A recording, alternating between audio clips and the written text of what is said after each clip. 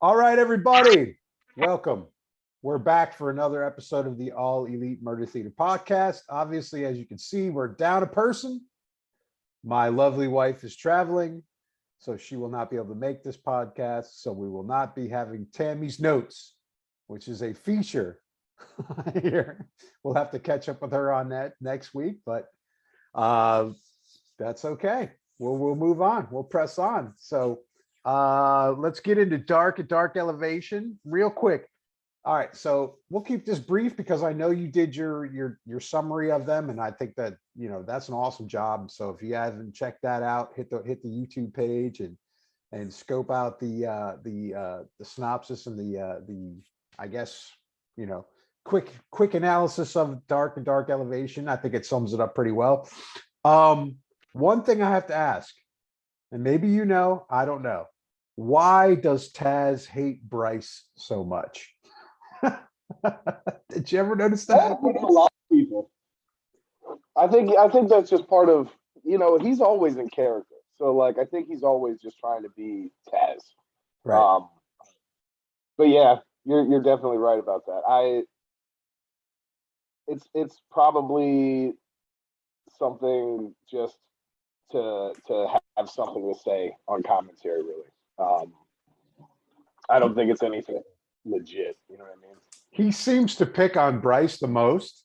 So it's I'm just wondering, did something happen? I can't remember if something happened with another match, if he fucking did something to Starks or Hobbs or somebody, and he's just hates him. No, I don't think so. I think it's just Taz being Taz. Yeah, anybody who's not Team Taz sucks. So. Wow, man. Well, I thought the best match of Dark Elevation obviously was the Bucks match for me. I thought the Young Bucks, that was really a fun match. It was kind of like just letting Nick and Matt just go off and getting back to their roots and kind of taking the chains off of them and letting them go. What'd you think? That one was like Young Bucks at their finest. Yeah. And there was so much good shit in that match. There were so many funny spots and little things that happened, and all the shit with Brandon was hilarious. I love the whole thing. Oh yeah, I mean, it was like them getting back to their roots. What a fun thing for the fans to be a part of at that time. I thought that was really cool. Yeah, so. Yeah, especially that's where Dark Elevation and Dark are actually really cool. Is sometimes you get these matches that belong on TV shows. And it's got to be really cool to be in those smaller buildings. Yeah. In certain cases, in other cases, they're not in those smaller places. But I think that one was on Dark, right? Yeah, that was in Orlando. So that was just a little intimate match. So that was really cool. That had to be great for me. Oh, I would have loved to been able to pull that off. That would have been fun to see. So so the wrestlers that are not the big names that kind of stood out for me the most, Ashley D'Amboise, I thought she was great. I would like to see her do some more stuff because she really holds her own. She's a pro, and you can tell she's a pro. Yeah, she's great. And then Daivari and Cash, they seem to be coming up, man. I'm hoping to see them on some stuff soon, Maybe. And we've talked about those guys before over various different episodes. So, I hope to see them more because they really are really good. Oh, yeah. No, they are. They killed it. And so that's really all I had for Dark and Dark Elevation. Obviously, you summarized it, so I don't think we really need to really go into it any more than that. So. Yeah, if anybody wants to hear my thoughts and opinions about that, you can go check out the YouTube channel, check out the videos I did. I'm going to be doing them every week for the near future. So if you want full details and the rundown on Dark and Dark Elevation, go to the YouTube channel, check out those videos. They're 5 minutes or under usually. So yeah. But other than that, we'll touch base here. And if anybody has any suggestions for things maybe we should cover outside of that, or if there's something that people want us to cover more of that we're not, or something that maybe we are doing too much of, let us know. Yep, we're open to suggestions. So just let us know, man. Let us keep going. So, all right, and then we come into Wednesday night. Wednesday night, man. Okay, so first of all, before we get into anything else, what did you think overall of Wednesday night of Dynamite? I honestly wasn't.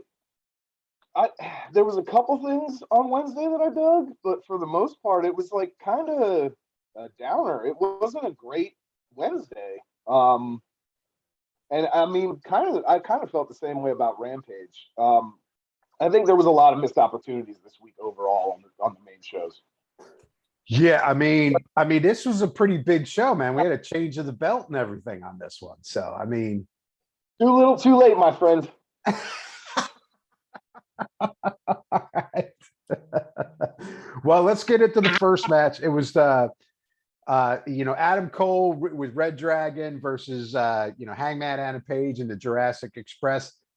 First of all, okay, so to start out with this, I thought it was a fun match. It was fun. What it meant for anything, I don't really know. Maybe it was just kind of like they wanted to feature those guys. I think Hangman Adam Page is a fucking superhero. When he came in and did some of that shit and cleared the ring, that was like epic superhero shit right there. Like I thought I was watching like an episode of some DC series or something like that. For him to team up with Jurassic Express, I just kind of thought that was a little strange. Yeah, it fell a little flat too. Yeah, I don't know. I still don't understand why that went down that way. I don't understand why that worked that way. I think maybe they're trying to plan something for the future down the road. Maybe something's going to happen there. Was it entertaining? Of course it was entertaining. Did it have any significance in the overall elements of Dynamite? I don't think so. I mean, what did you think? So I think this was one of the biggest missed opportunities of the week, because we've got all this stuff with these outlying characters with Silver and Reynolds and Dark Order, and the Bucks kind of what they're doing with the whole, well, we're not going to do the thing with Hangman, blah blah blah. There's so much that they could have done. Like the options are kind of endless as to how they could have made this match way more fun and made it feel like it was supposed to be something. It was sort of like, okay, here's our top champs getting beat by people that they've already beat individually. Like they were worse as a team than they are as individuals. So it didn't really make sense. I don't think it was great. It was definitely entertaining because we're talking about 6 amazing performers. They all got their own kind of shit, their own style and everything. It didn't do much for me. Yeah, I mean, as far as like the way it fits into all the storylines within AEW, it didn't make sense. Was it a cool match? It was a cool match. I thought it was a fun match to watch. But overall, I just like, okay, I mean, let's see what happens here. so that, yeah. And then after that, we had a couple promos before the next match. So we had Keith Lee. He's kind of like stepping up to Hobbs and all that. So we're starting to see this rivalry coming up with Keith Lee. We'll get back into that on Rampage. Keith Lee's, definitely they need to pit him against somebody. So I think it's, what is your opinion on them taking Keith Lee and putting him against FTW? I think that the whole Team Taz thing right now is kind of, it feels very mid-card when you're watching it. It feels so like it's like filler stuff. Hobbs, I think, with Keith Lee, if done right, that feud could be amazing.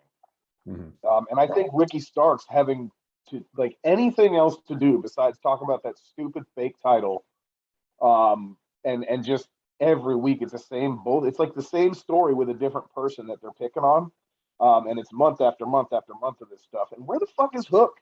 Like, he's just doing his own thing right now. He's not with anybody anymore. They talk about him all the time though. So it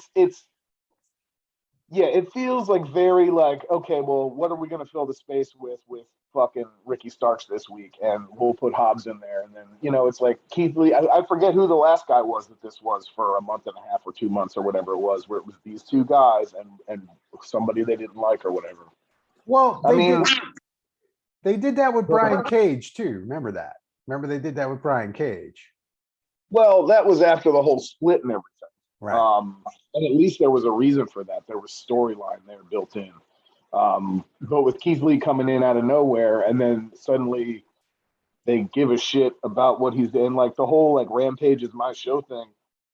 Ricky Starks doesn't have that many matches on Rampage that I can remember, so I don't understand either. I don't think it's awful. Like there's definitely some interesting content there, but I think there's a lot more options and better ways to use all of them. Yeah, I mean, I guess we'll have to see. I mean, I do think that a match between Hobbs and Lee is going to be a good match. Oh, it's going to be fucking amazing. And the question is, are they going to bore everybody to death with the whole idea of it before they get to it? That's the key. And then we rolled into, after that, we got into that very ominous Chris Statlander promo, which is now seems like she's ditching the alien gig. We see more of that, in Rampage. I'm excited about it. I'm excited about that too. I'm glad. I think that was kind of getting played out, but are they going to, my question is, are they still going to use it, or is she just going, I mean, it seems like every character in AEW now is going dark. It's like, yeah, they're all kind of turning to a little, I wouldn't even necessarily say dark. I just say a little more rough around the edges, maybe. Right. Like, yes, it's for some reason everybody starts wearing black when they have these characters. But I don't necessarily think that it's supposed to be that way. I think just visually it's like, okay, we have to add this element so that people understand something's happening in case the psychological elements of it aren't enough. And with Statlander, I love Stat anyway. So I think it'll be cool to give her a spotlight in a different direction. Because I mean the whole alien gimmick and shit, it's not working. It's not over. It's not like it was on the indies for her. From the beginning, when she came into AEW with this character, it was way worse and more hokey. And they've kind of slowly been bleeding all that shit out. And so now that she's really kind of letting go of that, I mean, that's what they're alluding to, but you never know. People sometimes go through these things and then they'll drop a storyline and they're right back to normal. So I hope it sticks. I hope that it turns out cool. And I'd like to see her in some more serious storylines of competition rather than the silly kind of, like she's been locked into this thing with Hirsch and Velvet and that whole situation for I don't know how long now. And it's like it's like a very catty storyline. Like the girls are fighting. Like it's very like dumbed down to me. And I think there could be a lot more meaningful shit happening with those stories.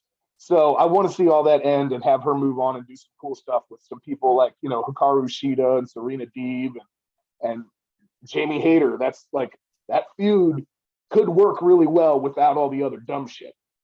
So yeah, hopefully it's for the best. Yeah, I mean, I hope so too. I mean, I think that they've been wasting her for a very long time, just kind of like what you said. They've been wasting her because she's super strong. She's super good at what she does. And, I mean, it's kind of, I feel like they do that to Jamie Hayter too. She's got to walk around with Britt Baker all the time and she doesn't wrestle enough. Now very soon also. Say that again? I think that's going to come to an end real soon now too.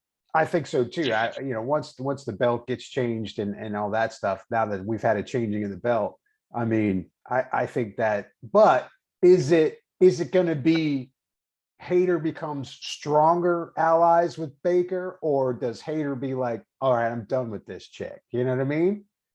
Right. So I guess we'll have to see. I guess we'll have to see. So then we get into Mox Danielson versus Chuck Taylor and Wheeler Yuta. Now this was fucking brutal. But every one of these matches, once Danielson gets in that ring and Mox gets in that ring, these fuckers are going to be in pain. I mean, yeah,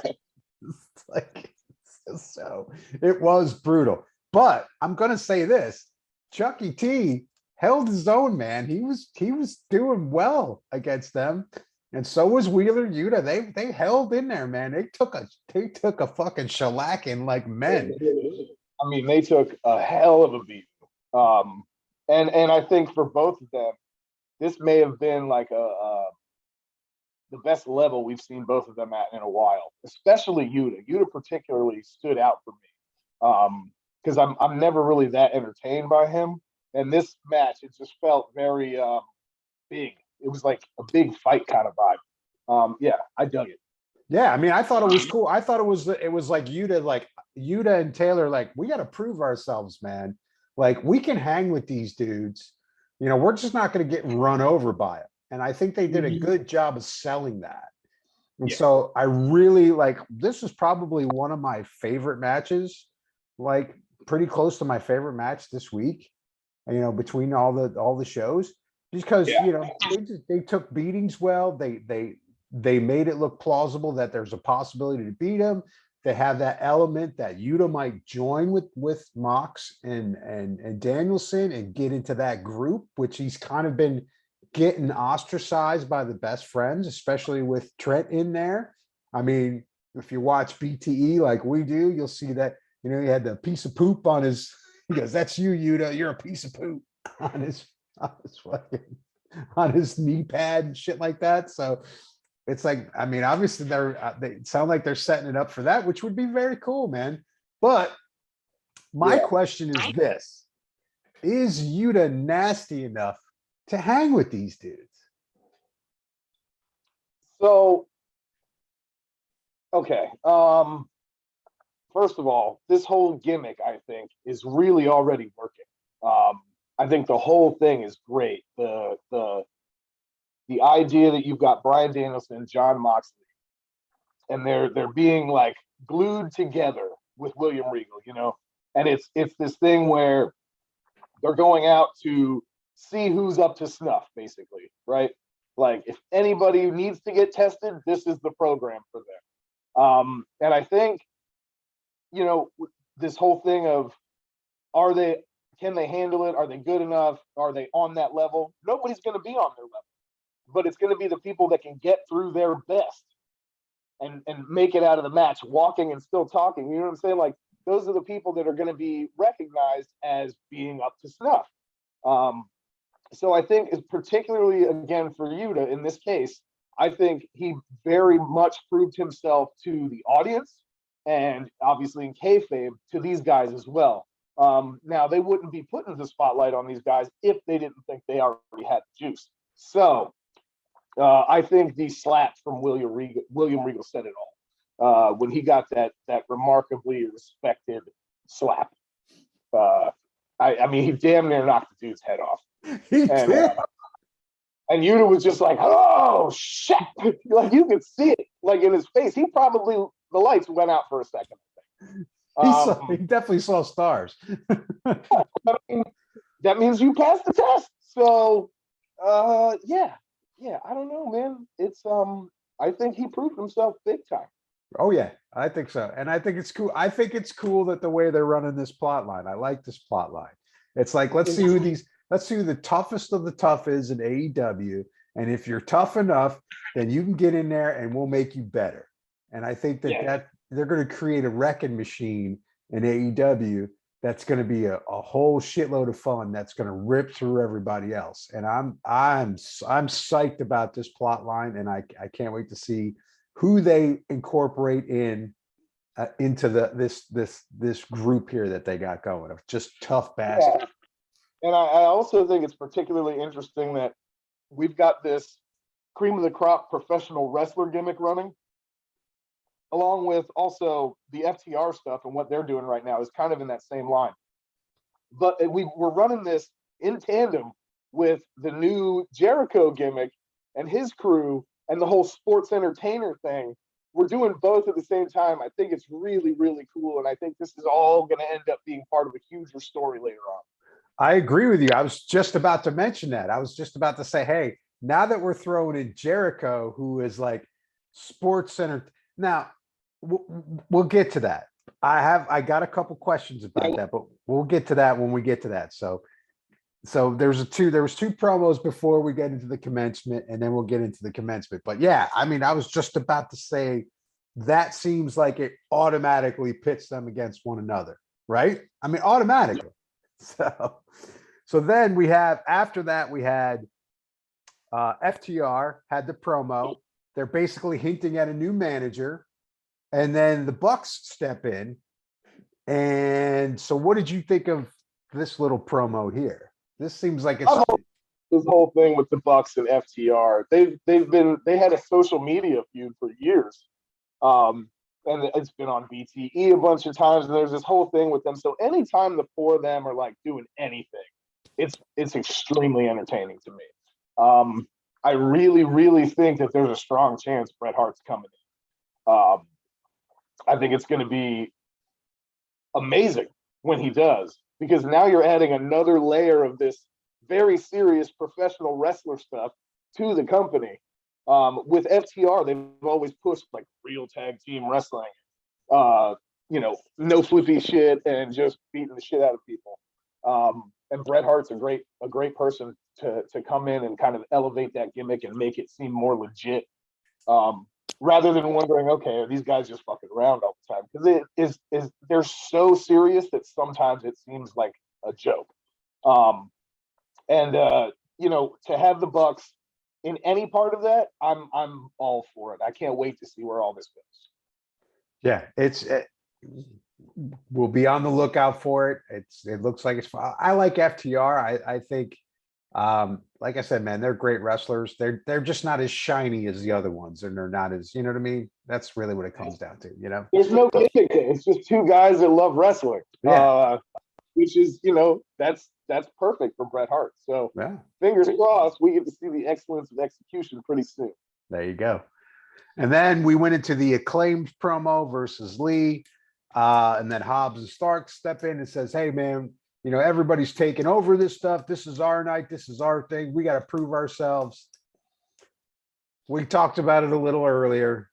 I don't know if you want to keep talking about it anymore. It's really up to you. But it's kind of goofy. It's yeah. We don't have to discuss it anymore. We already have, because we've really talked about it. All right, so we're done with that. And then after that, we get into the Jericho Commencement, which was funny. And now we kind of touched on this a little bit earlier. It's the sports entertainer. Now, is that, I'm not as 100% familiar. Is that a bad word in the wrestling community, or how is this fitting in? Like, what am I missing here? So the reason this is a big deal is that's Vince's thing, right? They're not a wrestling company. They are sports entertainment. And that's been what he's differentiated himself as for a few decades now. We're not in the wrestling business. This is sports entertainment. That's why it went from, anything related to wrestling and their name and everything, it just became WWE.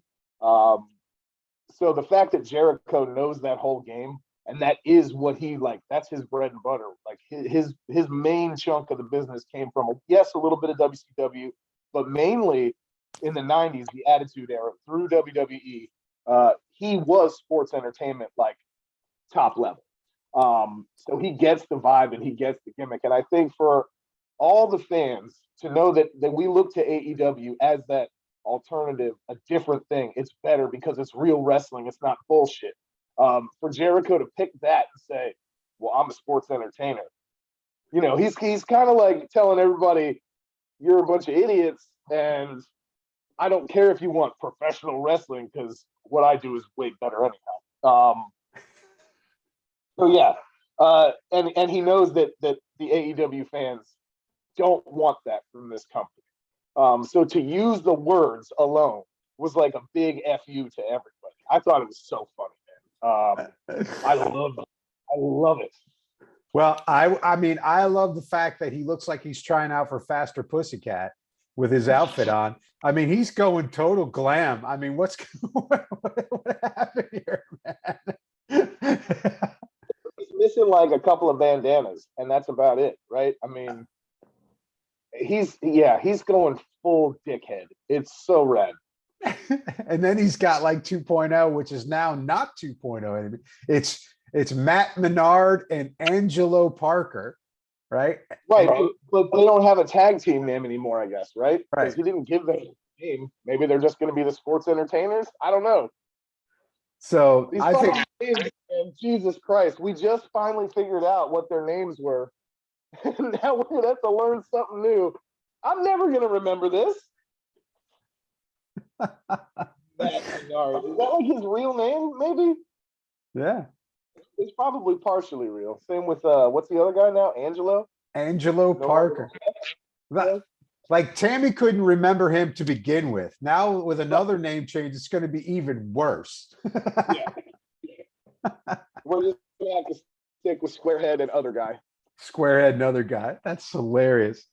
But yeah, man. So looking forward, I think he is a good element. I mean, now I'm starting to see it. Like now I'm starting to see how the Jericho heel is going to be like really pissing everybody off and getting everybody fired up. So He's going to do everything he can that makes him cringy and annoying and shitty, and just you're not going to want to like him anymore, but you're still going to love it because he's so good at it. I'm telling you, man, Jericho is like, he's up there with the greatest heels of all time for sure, because he's so fucking unlikable when he wants to be. And then after that, we had the promo with Deb and Hikaru Shida. I think we need some closure to this, man. I've said it enough already. Like, I'm done with this. Let's do something else. And then, I was talking to Tammy, and Tammy had a good point. It's like, well, she has to come back after beating on her knee and hurting her knee and putting her out for a couple weeks. So I could see why they're coming around on that again and closing that up. But I really, really, truly hope this is the last time, and then that we take these two very talented ladies wrestlers and put them into other situations that make the plot line better. As far away from each other as possible, too. Absolutely. And then the big match, well, one of the bigger matches was Sky versus Wardlow. And who called it last week? MJF came in and lost the belt for Wardlow. I said MJF was going to come in and screw it up because I didn't think they were going to take it away from Sky that quickly. Yeah, there was no other way they could have done this and had this match. Right. You can't take the title off of Scorp already. No. You can't have Wardlow lose clean. And this whole storyline with these guys is not done. So, yeah, I think this was a little bit predictable, honestly. It was predictable. I mean, it was very predictable. We kind of saw it coming. It was like, you still had that little bit of an element like Wardlow's on a roll. This is going to be it. He's going to be the champ. But, that still never closed the issue between him and Spears and him and MJF. So that never closed it. So for them to come out and ruin the match for Wardlow, obviously, that was the only way they could do it. And now I think they're going to push this to a pay-per-view to where MJF and Wardlow are going to be on the pay-per-view. And this is going to be that final battle between the two of them. Yeah, I think this might be MJF's next big story is going to be this thing building with him and Wardlow. And how we get there, I don't know. I don't know what kind of matches we'll see in between that, but Wardlow needs to stay active and stay on everybody's minds because there's a lot of big guys in the company right now that could take that spot very easily. But yeah, I think you're definitely right. I think this is building to like a big blowout. So then let me ask you this. Who takes that belt off of Sky? Who do you think? Well, I mean, we've got a lot of, there's a lot of talent right now that's involved in other stuff. And there's a lot of talent that's not being used enough. So it all depends on if they're going to go the direction of somebody who's kind of in the background right now, or if they're going to go with somebody who's already involved in something else. Honestly, I think it's a great position for Adam Cole to be put in right now. I think it's a good way to get a title on him, so he's not just this person that keeps losing everything. And it's a title that won't hurt him when they do take it off. Whereas if he gets the world title belt right now, he's going to have one run with it and then probably have to be done. for a good long while and out of that picture because there's so many people that are in line for that belt. So I think it's a good way to keep Adam Cole fresh, keep him on TV, make him more important, give him, a title. He's a champion now. And if it's not somebody like that, then it's going to have to be, your Jay Lethals or somebody that's in the background that's really, really good and can elevate that belt a little bit. Yeah, nice. So then we rolled into the Hearties versus Private Party. I think the Hearties, they're a little, I'm glad to see him back. I'm glad to see him wrestle. It was a little stiff. What's your opinion, man? It's a bit messy. I'm super disappointed in this whole thing so far. I was disappointed with Jeff's debut. I was disappointed with what they had going on last week.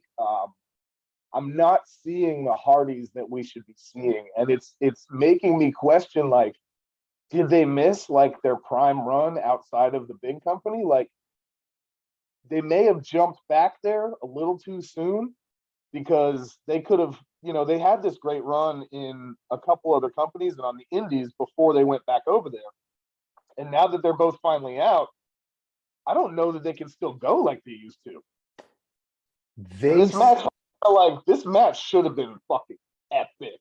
Yeah. And Jeff Hardy did a fucking frog splash from the second rope. Like, it didn't even look cool. Like, this is not what I thought we were going to get out of this. Well, I think he had to do that frog splash because I think what's his name was in too tight on the ropes. I think he just kind of positioned himself the wrong way. And Hardy was like, I'm going to fuck myself up if I do this, and I'm going to miss him completely. So I better like improv this. Well, I think that's going to be a big issue moving forward, especially for Jeff because of all his top rope moves. AEW has a much smaller ring than, WWE does. I don't know if it's much smaller, but it's definitely smaller. You can tell from corner to corner, point to point. It's just there's not enough square footage there for him to be able to pull some of this super crazy stuff off. And I think he's going to try, but that's why I think we're seeing some of these second rope jumps and things like that, so that it's not going to be as big of a crazy accident if something goes wrong. I don't know though, man. It's not looking good right now. No, I don't think it is, but I think that they will get they'll get their sync. I just don't think they're synced up, man. I mean, it's like, when you're jamming in a band, sometimes you're not on point with it. You need to practice a little bit and kind of like play a few gigs, and then you start getting into it. You know what I mean? It's like, I really kind of think that that's what it is, man. I don't think the Hardys have wrestled together for, it's been 2 or 3 years. That's what I'm saying. I mean, it's been a while. They both look like they've had some injuries that, still kind of like nag at them a little bit when they wrestle. You can see that. I mean, they're older guys. I don't know how old they are, but they've been doing this forever, man. It takes a toll on you. So, but I wouldn't worry too much. I think down the road they're going to get their sync and they're going to have some good matches once they get some more reps in the ring. I think they just need some reps in the ring, and then they need to figure out how they're going to do things with one another. They probably have talked about it, had to rush through it because the debut and get things going. I think once they settle in, we're going to see the Hardys. I mean, we'll see them. They're not going to be like they were when they were 10 years, 15 years ago. It's just not going to happen. It just doesn't happen that way. You get old, you get your shit beat up, man. It's just sometimes things don't work right anymore, man. That's just the way it goes. But I think the next couple matches you'll see. And I like the fact that they're teaming up with Darby and Sting. What do you think? Do you like that, or are you not into that? I think that's a logical direction to go right now. And I think we're going to see a feud between those two teams, probably not too long after they finish up what's happening right now. And I think it's going to make for a good match. A Darby and Sting versus the Hardys match just sounds good. And it probably will draw a lot of ratings and stuff. Yeah, I don't know. We'll see. We'll see where it goes because right now it's all kind of it's like they're feeling each other out. But I think there's a good story there, and I think there's some entertaining stuff that can be done with those four guys. Yeah, but again, we're talking about Sting, whatever age he is now. I don't even like saying it out loud. The Hardys are like you said. As you get older, stuff is harder. It's just how it is. And it's no disrespect to them at all whatsoever. It's just maybe don't make it seem like it's this big thing where it's the Hardys that we know. Like let's give them a fresh look. Let's not go with this it's 1997 thing because it's not, and it's not looking right now. It just makes them look like washed up. Yeah, I don't like the whole thing for them how it's going just because of it just makes them look bad, and they're not bad. You know what I'm saying? Yeah. Yeah, I don't know, man. I hope Sting and Darby, I hope this whole thing with the four of them works out to something good for now, and then I want to see them do something together. Well, that's going to be cool because we got next week. They're doing the tornado match, and it's going to be the 8-man tornado Texas tornado match. Let's see how that works out, man. Maybe working with Darby and Sting is going to be like they're going to be a little bit more in sync and ready to go. But I just think they're banging off the rust, man. I think they're getting the rust off. I think you got to give them a minute, man. When you get old, man, we're like old cars, man. We got to warm up a little bit before we can really start rolling. I mean, that's just the way it is. So, but I've not lost faith. I think it's going to be good, but I can guarantee that people are just kind of like, whoa, this isn't the Hardys like that we expected. So, but okay, that's all right, man. I think it'll get going. And if I'm wrong, I'm wrong. We'll definitely check that out and talk about it later. So, and then all right. So then after that Hardys match, we had Red Velvet did a promo. She did a pretty good job on that promo. She wasn't bad. It wasn't bad. Wasn't bad. I mean, better than like Statlander and Hirsch, and I mean those were terrible. Those promos. Oh, God. So then after that, we got the cage match. Thunder Rosa was hurt, man.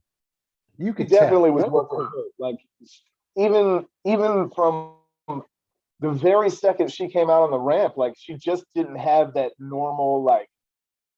I don't know whether it's a lack of speed or a lack of what I don't know what it is, but she just wasn't moving the same as she normally does. And then as soon as we, closed that cage up and we got to action, it was clear, like very clear that she was in pain doing a lot of the stuff she was doing. And I think some of that showed. I think it made for an already overdrawn angle to feel a little less important. I always say this, it's less important. I don't know how else to describe it, but it just, like I said before, it's too little too late. Rosa should have had this thing a couple of their matches ago. This is a feud that's gone on for well over a year. I don't know, man. I don't know. I'm glad that they finally switched it up because Britt needed a break. But now I'm worried about Thunder Rosa. If she was hurt going into this one, she's definitely be hurt coming out of it. Where does that put her? Well, that puts her on a break for a while. And I think that they're gonna they need to give her a break because she tried to pull a move. She tried to do a power bomb and she fell to her knee. And that was obvious that she was not healthy at all. And you could tell she was just not healthy. And so I think they got to put her out for a couple weeks to get healed up and then plot what the next thing is. Maybe do some building with some other matches of someone I'll give you an example. Let's say Serena Deeb's going to just mow through 4 or 5 opponents and then go for that shot. And Thunder Rosa stays on the sidelines until then. You know what I mean? Right. So, but they're going to have to do something because this match would have been better if she was healthy. And it would have been better if they hadn't had so many other brutal matches leading up to this. She's put her body through hell a whole bunch of times to get here. And she shouldn't have had to. Like, she clearly should have won the last time they had a match. She should have won the time before that when they had the damn match. It's way too much to ask of someone to get beat up that many fucking times to get a title they should have already had. Right. And that's the thing though. Yes, she's gonna have to take a break, but they just put the fucking strap on it. Like, you just got the belt, and now you're not going to be able to wrestle for a couple weeks because you definitely need to heal up. Maybe I'm wrong. You know what I mean? Maybe she's not as hurt as she looked, but damn, she looked like she was struggling through this thing just to get to the end. Oh yeah. And I don't think for somebody that was in that position already needed to have another title match to get the title. And on top of that, in a fucking cage with a bunch of thumbtacks and crazy bullshit and all of these things. I mean, she pulled it off though, you know. She did, but I don't think the cage was significant because I don't think that Thunder Rosa was healthy enough to pull off the moves that she could have pulled off on the cage. Like, if you watch obviously the Lucha Brothers match versus the Bucks, they were climbing all over the cage, flying off of that cage, and making that a part of the match. The cage wasn't a part of the match. The only thing it really did was gave them an excuse to have Britt's head cut open. So she rubbed her face on it. And that was it. The cage wasn't, the cage was a non-factor. So I think that they had to change it up last minute. I think it kind of fell short because they were trying to make it part of, her homecoming and winning in front of her crowd and winning in front of her fans. I think it was poor planning, to be perfectly honest with you. That's my opinion. Am I glad that she has the belt? I'm absolutely thrilled that she has the belt. How she won it was lackluster, but she's got it now. So hopefully they can course correct and we got better matches coming down the road for her. You know what I mean? Yeah, and I hope this thing with Britt isn't like the next program for her. Like, I hope it's not a whole, well, I get my rematch and all that shit, because we've seen the rematches repeatedly. Like, this should be the end of this feud for a while. And if they don't do that, both of these characters are going to suffer for it. Right. And I think I think a good plot line, a fun plot line would be for Britt to be like, you know what? I'm done with Thunder Rosa. I'm going after Jade. You know what I mean? And go straight after Jade and be like, I won that other belt. That's fine. I'm going to get this one now. And then once I get this one, I'm going to go back at Thunder Rosa and take both of them. Like, I think that would be fun. So hopefully they kind of push at that angle, if anything. So because for me, it's basically the whole Sheeta Deeb thing. Like, we need to separate these two and bring in this other huge roster of women wrestlers. To get into these title pictures and to do some other stuff, and then bring them back together after we've forgotten how long and drawn out this was. Yeah, I mean, because they don't do this with the men. What match have they done that with? I can't really even think of someone that's been repeatedly going over and over again, aside from on Dark when they had the Chaos Project do Dark Order twice in a 24-hour period. But I mean, that's just silly. Who else down the road has been going back and forth on this? Not really. So the Kenny Omega Moxley feud arguably was way too long and way too drawn out. Right. And maybe even this angle, because they dragged Kingston into that whole thing too for a while. Like, that was a really long, let's get out of this thing. And then it had a big fizzled ending with the death match where the lame explosions happen and stuff. It almost has that same kind of, we waited too long and now this isn't good anymore. Right. So yeah, that's the only other example I can think of that's been this obnoxious and long, besides Sheeta and Deeb. Yeah, and so now they're doing it twice. If they keep doing it with Britt and Thunder, I mean, it's just like, don't do it. It's like, stop. So they've got to get into this, and they've got so many people on the roster now. Like, there's no reason to rehash things. No, they could put so many combos together that would be very exciting evenings for all of the ladies wrestling, period.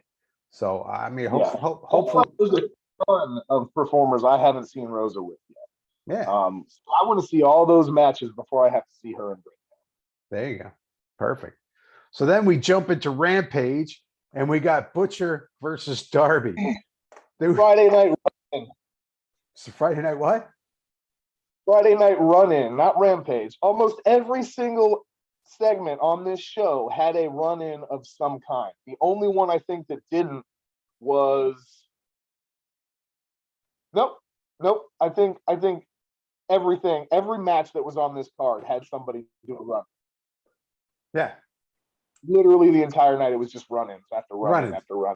Run-ins after run-ins. Yeah. I mean, it was just kind of like, it was like the night of setting up plot lines is really kind of how it felt. But was that a good match? I thought it was a good match, man. I thought that was fun. I mean, that was pretty brutal. I mean, Darby's always like a fucking maniac, man. Oh, that thing was crazy, dude. And Butcher's a fucking monster, man. That guy he needs some serious fucking business in that ring, which is crazy because you know the background he comes from. Like, yeah. It's so weird that you go super hard in the rock scene for so long, and then when you finally stop doing that for real, like suddenly he elevated his game in the ring so much, and he's leaned out now, and he looks fucking like super ready to kill someone. I really like this match. Yeah, no, it was fun. I mean, it was like it reminded me like of a Moxley and match type of match or a Danielson type of match. It was just totally brutal. I mean, they didn't seem like they were holding back at all. Butch was bleeding at the end. His hand was cut open, threw him into the stairs. And I mean, just so many cool moves that they did. So it was super fun. And then, of course, this obviously sets up that match, with the Hearties and Darby and all that, and with the AFO, which is going to be cool, man. It's going to be fun. Yeah, our first segment of run-ins for the night, we had AFO come out, and then the Hearties came out for the save, which was the reverse of what happened on Dynamite. So, and I think last week it was kind of the same stuff happening. Yeah. I think this match would have been fine just with Darby and Bush doing their thing and calling it a day after that. Yeah. I don't think we need drama at the end. Hey, but anyway, we got a little bonus out of it too, so that should be pretty cool. Yeah. When he just picked him up and threw him into the gate on the outside, man, I was like, holy shit, man. It's just brutal.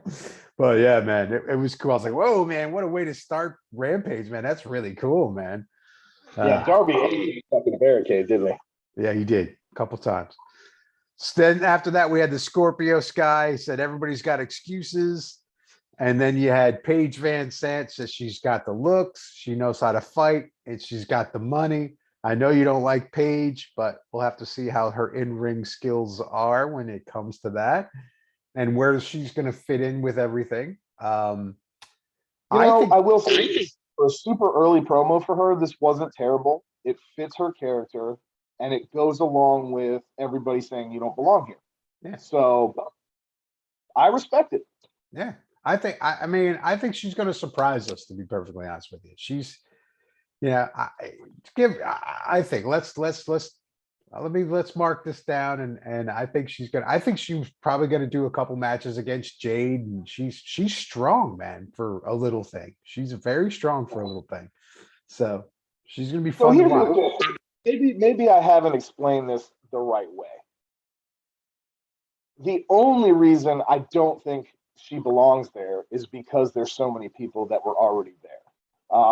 If they can teach her how to wrestle even half decent and put on some decent, like 5 minutes or less matches, she's going to draw money. She's going to be a big fucking star. Yeah. It's just that there's a lot of people that have already been waiting in the wings, That's the only thing.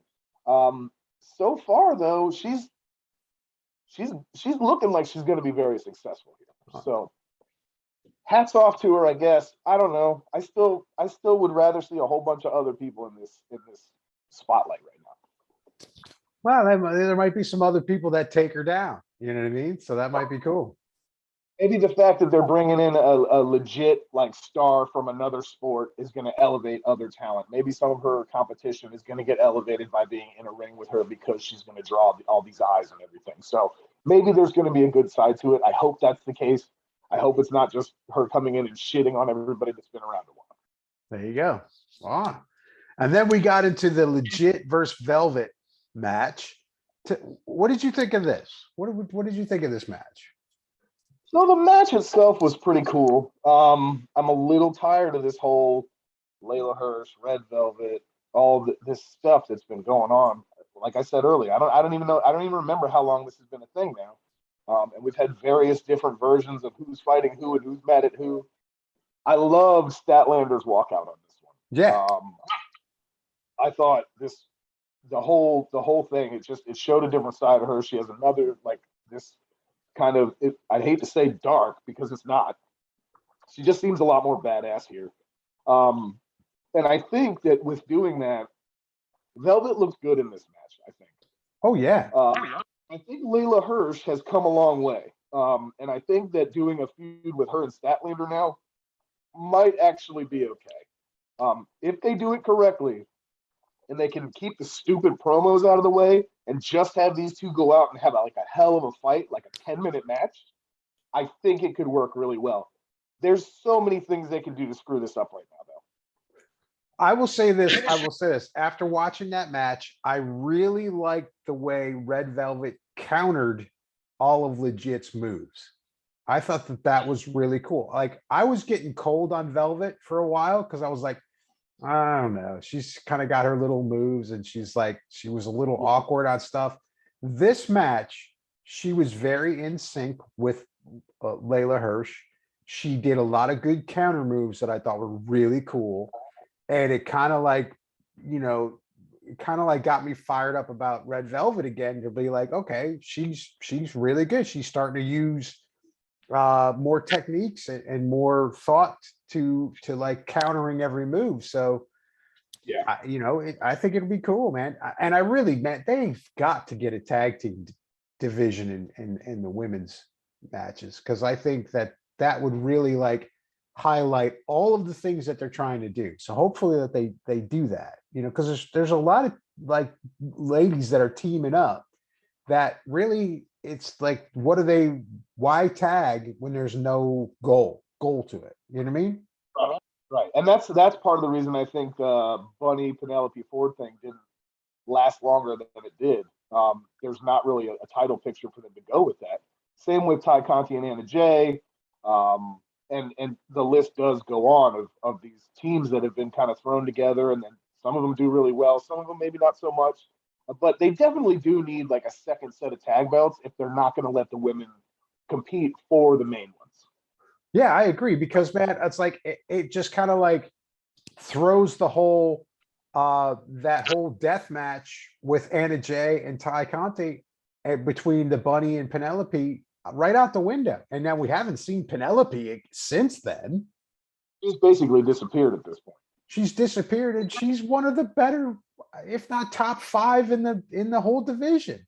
And it's like, it's not making sense to the way that they're doing this or what they're trying to do.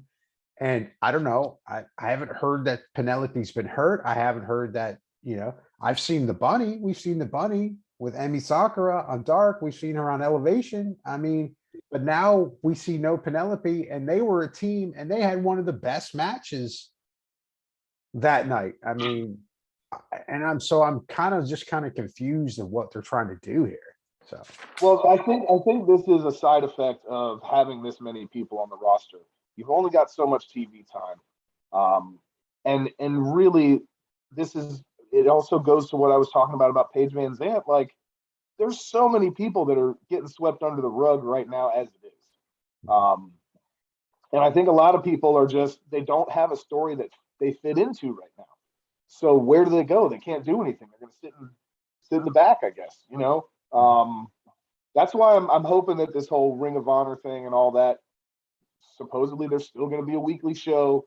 They're still going to run the Supercard of Honor soon. So, yeah, I don't know, man. I really want to see more people getting more stuff on TV, because we're rehashing so many stories over and over and over. And there's all this other talent that's great that's not being used. Yep. I agree 100%. Well, we will see how they're going to work Ring of Honor and where they're going to, like, I think, there's going to be some stuff with the Ring of Honor coming on pretty soon, right? I mean, They're having some type of match. The Super Card of Honor is, I forget what week it is, but it's going to run the same night as Dynamite. And Tony, I guess everybody thought he was going to pull it and maybe put it somewhere else during the week or something. He's like, no, it'll just run, same time. Okay, cool. Just going up against yourself, that's different, I guess. Either he's not planning on doing a great Dynamite that week, or he doesn't give a shit if people watch what's happening on that Ring of Honor Supercard. It's one or the other. Yep. So then after that, we got into QT's promo. I was super confused by this. Maybe you could shed some light on this for me. It confused the shit out of me too. I guess Hook is getting a certificate. Is that the thing? Yes, some accolades. A certificate of accomplishment is the way QT put it. Yeah, for beating him, I guess. And because I guess, I don't know if it's kayfabe or if it's legit that he trained him. I'm not sure how that really worked, but yeah, whatever. Yep, we'll see what happens. And then we get... It's probably going to be where he gets him to come out and Hook's like, what is this? This is stupid. And then I guess maybe somebody's going to do like an attack.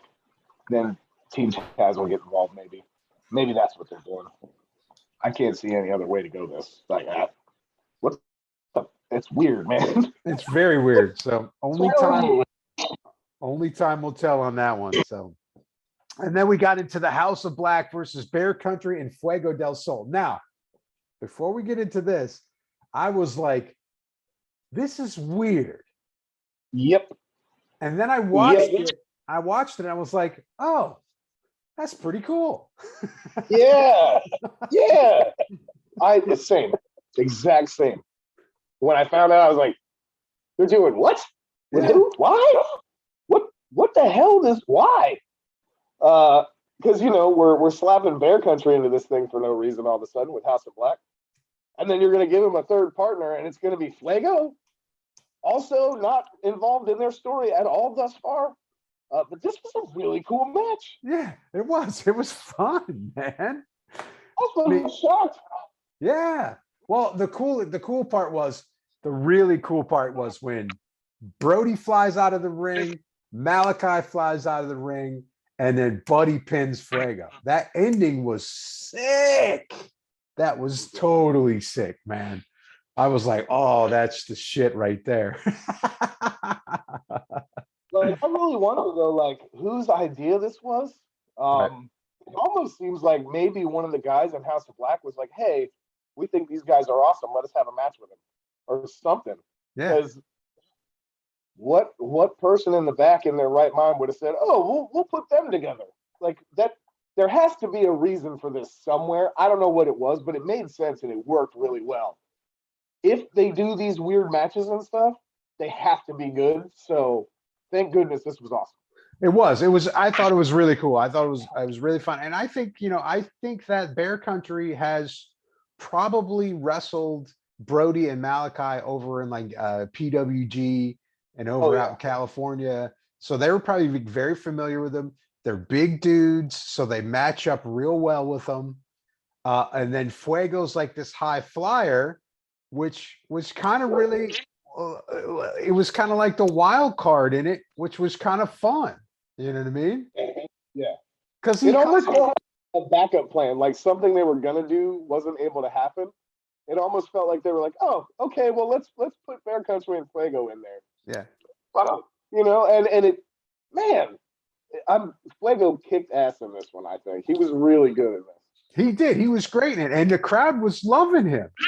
They were. Was like, you would have thought he was a big star. Yeah.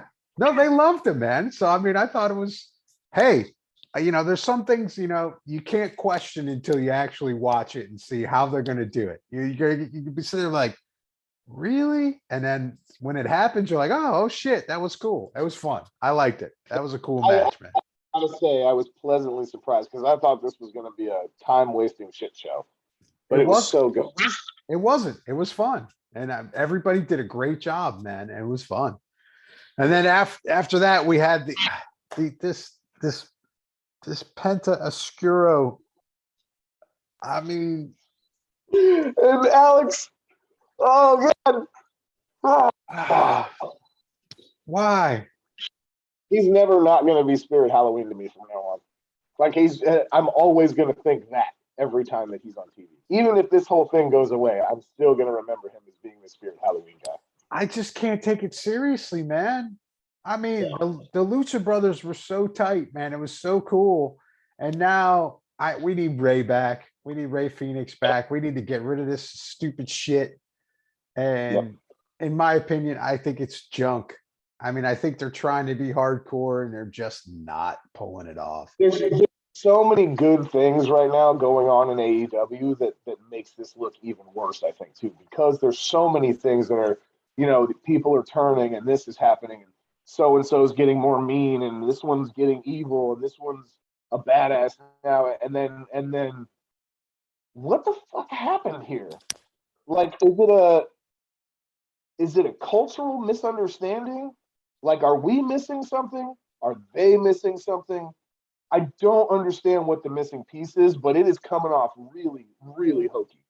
Yeah. And let me tell you what I compare it to. So they're constantly putting the Death Triangle versus the House of Black, right? So it's almost like you have the special effects makeup that is motion picture quality, right?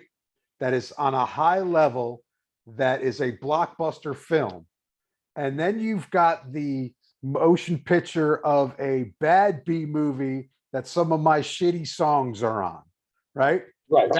That's what it feels like. And like, it's like Night of the Living Dead on a $2 budget over here with Oscuro and Alex Abrahantes. And then you've got a Marvel movie with the House of Black. That's the way it feels. Right. Right. Like, I don't, who's putting these together and going, yeah, that doesn't make that look bad at all. This is perfect right here. This thing is horrible.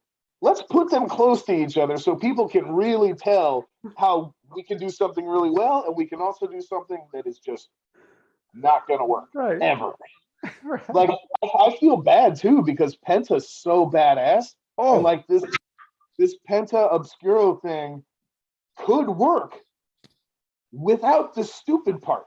Right. Like, forget the styrofoam tombstones, forget the dumb graveyard vignettes, forget Alex in this fucking $2 vampire hood he's wearing with his, fucking Party City makeup kit. Get that out of there. Put him back to normal because there's no reason for him to do that. This is not the 80s. Paul Bearer is the only one that was ever able to pull this kind of thing off and make it okay. This is never going to work, ever.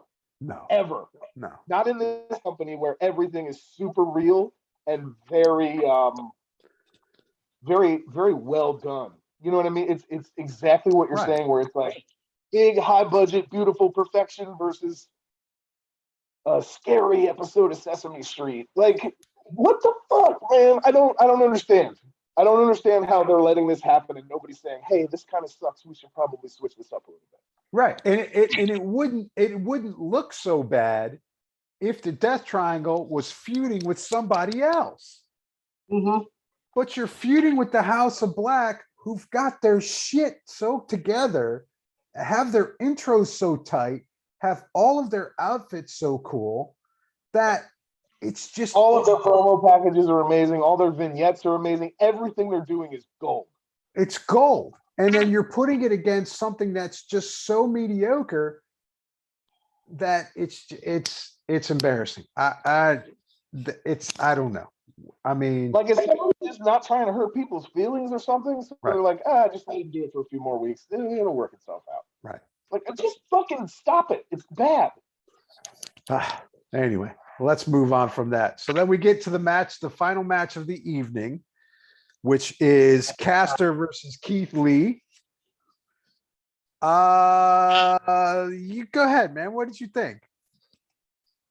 Well, I mean, I'm not going to be mad about a Keith Lee match. Keith Lee's awesome. Caster got ragdolled here a little bit, and this wasn't a squash. I mean, It wasn't too far from it, but it wasn't like a straight up and down squash. I didn't hate it, but I don't know that I have a lot of good things to say about it.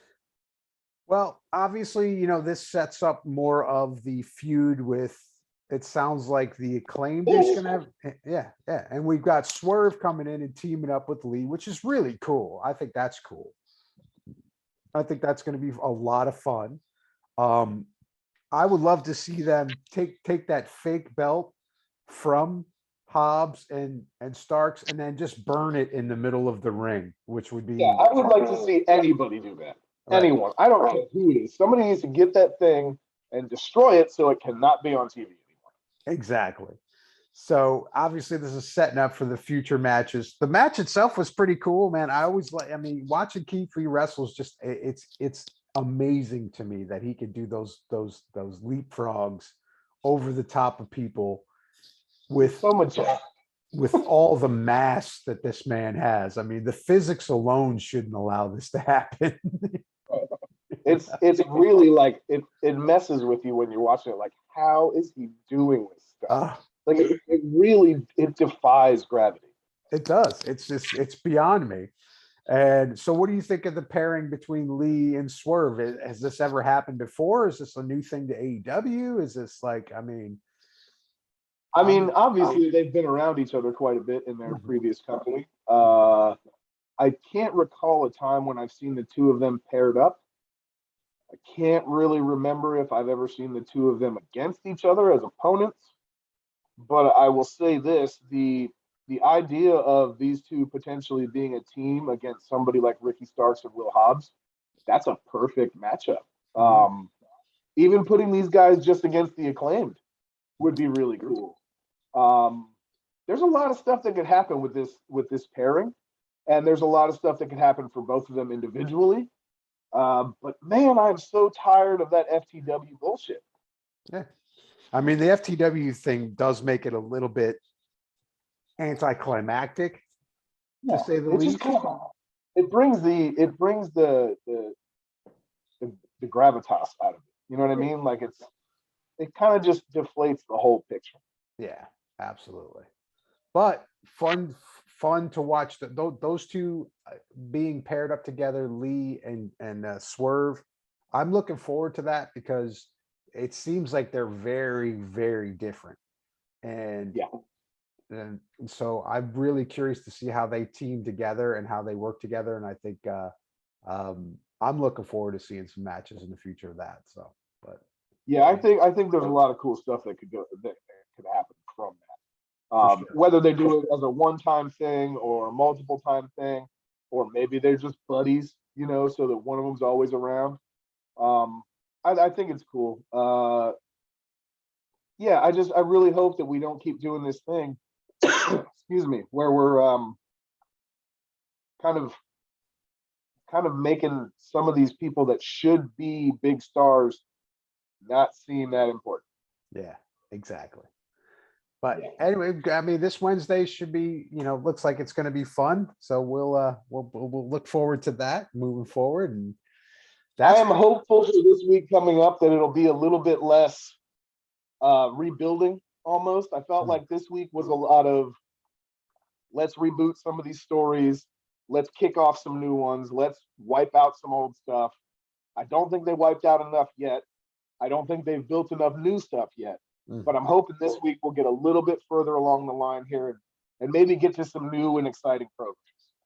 All right. In the immortal words of Uncle Baby Billy, praise be to he. And we will see you all next week. Peace. Later.